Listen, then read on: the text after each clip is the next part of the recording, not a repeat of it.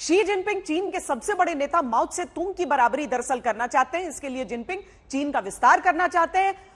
कभी भारत की सीमा, कभी ताइवान को धमकाने की कोशिश चीन की तरफ से नजर आती है। शी जिनपिंग की ताजपोशी के बाद से ही एलएसी पर चीन की तरफ खतरा बढ़ने की आशंका थी, जिसे 9 तारीख को हुई झड़प सही साबित कर दिया। जिस तरह जिनपिंग ने पार्टी कांग्रेस की मीटिंग में गलवान कांड का वीडियो दिखाकर माहौल बनाया, उसने साफ साफ संकेत दे दिए कि आने वाले दिनों में एलएसी पर चीन की तरफ से तनाव बढ़ सकता है। इसके अलावा शी जिनपिंग ने युद्ध की तैयारियों को लेकर बयान दिया। उन्होंने कहा, चीन की पूरी सेना को अपनी सारी ऊर्जा युद्ध की तैयारी में लगा देनी चाहिए और युद्ध की तैयारी के लिए अपनी क्षमता को बढ़ाना चाहिए।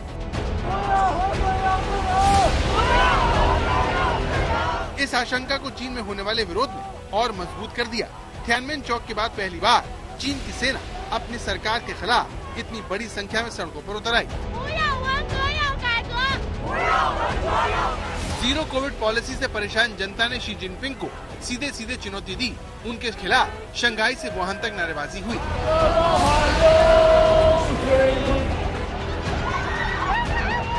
जिस तरह से चीन में प्रदर्शनकारियों को कुचला गया, उनकी आवाज को दबाया गया, उसे भारत के लिए शुभ संकेत नहीं माना गया, क्योंकि तीसरे कार्यकाल में शी जिनपिंग भारत से टकराव बढ़ा सकते हैं।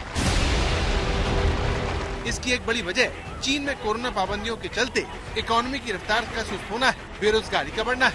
इसीलिए नाराज जनता का ध्यान भटकाने के लिए जिनपिंग की तरफ से इस तरह की झड़प की आशंका एक्सपर्ट पहले से जता रहे थे। रिपोर्ट भी कहती है कि चीन भारत के खिलाफ अपनी शक्ति लगातार बढ़ा रहा है। हाल ही में आई पेंटागन की रिपोर्ट ने बताया कि चीन के पास परमाणु मिसाइलों को जमीन, समुद्र और हवा से लॉन्च करने की क्षमता हासिल हो गई है। परमाणु वैज्ञानिकों के बुलेटिन के अनुसार चीन के पास लगभग 350 परमाणु हथियार हैं, जो शीत युद्ध के दौरान बनाए गए चीनी हथियारों से 2 गुना है। अमेरिकी खुफिया विभाग का मानना है कि 2027 तक चीन के परमाणु हथियारों का भंडार फिर से 2 गुना होकर 700 हो सकता है।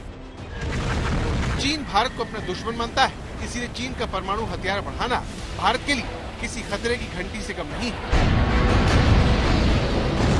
मंजीत नेगी, दिल्ली, आज तक। तो इस झड़प के बारे में ताजा जानकारी के साथ इस समय अभिषेक भल्ला हमारे साथ जुड़ रहे हैं। अभिषेक, क्या और अपडेट इस मामले में मिल रहा है? पत्थरबाजी की बात आ रही है, क्या तैयारियों की भी बात की जा रही है कि वो पहले से तैयारी कर रहे थे चीनी सैनिक? जी श्वेता, ये 2 अहम चीजें हमें अभी पता चली हैं कि एक तो करीब 15 दिन से चीनी सैनिकों और भारतीय सैनिकों के बीच में छोटी मोटी वारदातें हुई थी, झड़प हो रही थी और इस दौरान जो है बातचीत भी चल रही थी। और जो भारतीय खेमा है वो ये आस लगा रहा था कि बातचीत से जो है मसला टल जाएगा, लेकिन 9 दिसंबर को जब ज्यादा तादाद में चीनी सैनिक आए तब ये झड़प हुई और पत्थरबाजी भी काफी की गई चीनी सैनिकों की तरफ से, जिसकी वजह से जो ज्यादातर इंजरीज हुई हैं वो पत्थरबाजी की वजह से ही हुई हैं, ऐसा सूत्रों ने हमें बताया है।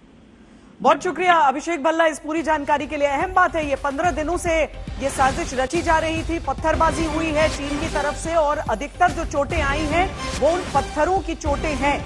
9 दिसंबर को ये जो झड़प हुई थी उस पर ये अहम अपडेट।